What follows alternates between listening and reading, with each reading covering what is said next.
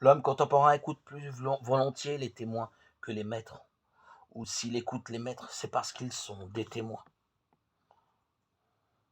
C'est surtout aux témoins que se trouve confié le trésor de la famille, aux pères et aux mères, aux fils et aux filles qui, par leur famille, ont trouvé le chemin de leur vocation humaine et chrétienne. La dimension de l'homme intérieur, Éphésiens 3,16, dont parle l'apôtre, et qui ont ainsi atteint la sainteté. La Sainte Famille, qui était Marie et Joseph, est la première de tant d'autres familles saintes.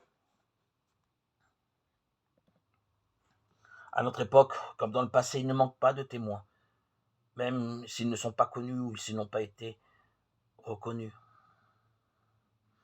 Prenons conscience qu'ils ont été, par leur existence et leur grand nombre, des grands témoignages, car c'est par la famille que se déploie l'histoire de l'homme, l'histoire du salut de l'humanité.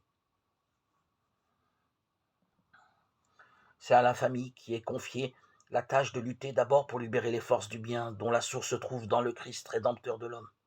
Il faut faire en sorte que chaque foyer s'approprie ses forces, afin que, selon l'expression utilisée, la famille soit forte de Dieu,